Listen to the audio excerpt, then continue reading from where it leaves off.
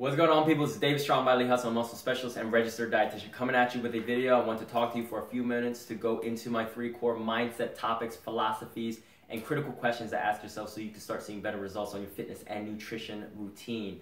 We're here to improve your mindset so you can improve your body. If you're frustrated with the current level of results that you have, or you're looking to get started on a solid routine, want to make sure you get your mind in the right place, or you don't understand the connection between your mind and your body and how that influences your results, this video is for you. I made this video to bridge the gap, the knowledge gap, and enlighten you on how important your thoughts are in terms of how it leads to your actions, consequences, good or bad, habits, and ultimately results. Because everything starts in between your 2 ears. All right, we're going to go into what my 3 concepts are, why they're important, and how you're going to start applying them into your life today. Prioritization is number 1. Number 2 is self-belief. And number 3 is realistic expectations. First one, you need to prioritize yourself. This is why it's number 1. If you truly believe your health and your fitness are priority number 1, you're going to act like it. You're going to think like it. All right, we have to foster a positive mindset and attitude so we can foster prioritization. You got to ask yourself a couple of questions. What are your goals? Figure out the surface reasons why you want to engage in a fitness and nutrition routine. Lose fat, gain muscle, get stronger, live longer, get off prescription medications, whatever. You got diabetes, let's get you off diabetes, right? Those are your surface ones. Second one, why are they important to me? Now we got the surface goals out of the way. Let's get into the emotional goals, the emotional reasons why you want to lose fat, build muscle, why you have those surface goals. You want to lose fat because maybe you want to not be so self-conscious when you take off your clothes. Maybe you want to get into a bikini body. Maybe you want to live longer so you can stick around for your grandchildren, right? Maybe you just want to feel better. Maybe you want to be able to go up a flight of stairs without getting out of breath, right? Maybe you want to be able to go to the gym whenever you want and not feel bad, not feel ashamed. Okay? Those are your emotional reasons. And a lot of times, those emotional reasons are what make you tick.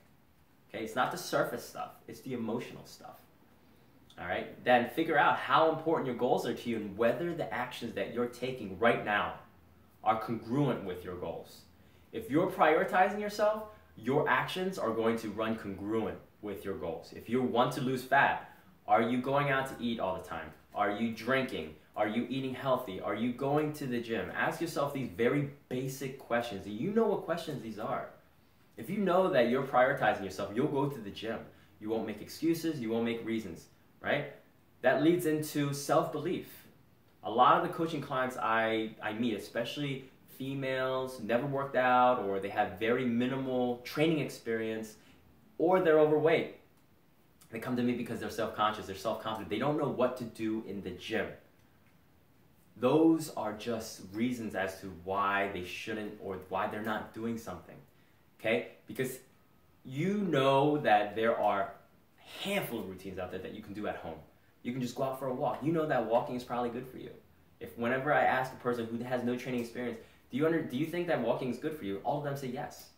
So why aren't you engaging in more walking? So it's not because you're self-conscious or you're not confident. You know how to walk. Okay? Maybe you don't know what to do in the gym, but you know how to walk. So the self-belief system kind of ties in with prioritization. If you're prioritizing yourself, you'll at least start to do the things that you know are good for you. And because when you start doing that, you'll believe in yourself, you'll become more self-confident, and you'll be less self-conscious. And that in turn will lead to better results, which lead to a positive feedback loop.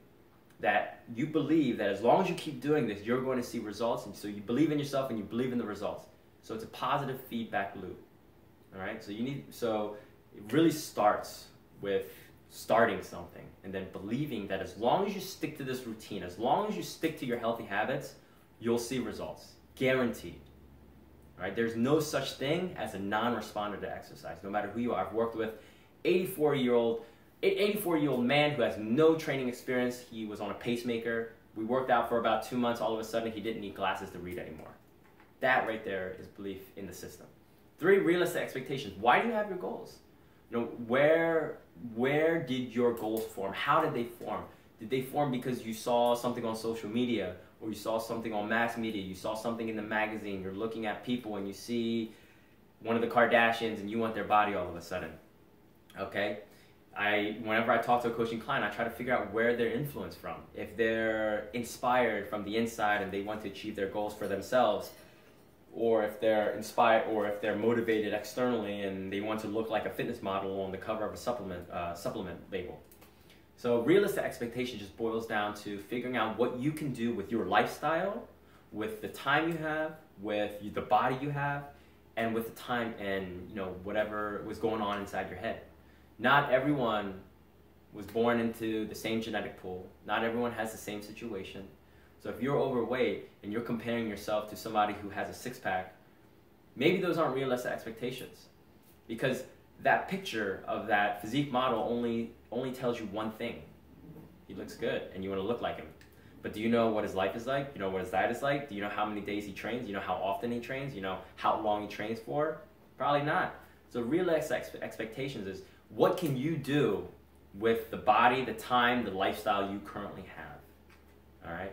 And a lot of times when I speak with the coaching client, my job is to help figure them out. Not two people will have the same exact routine because their lives are not the exact same. So you have to see results, and then from then on, you start to get more realistic expectations. You get to discover what you're capable of doing. But it all starts with getting started.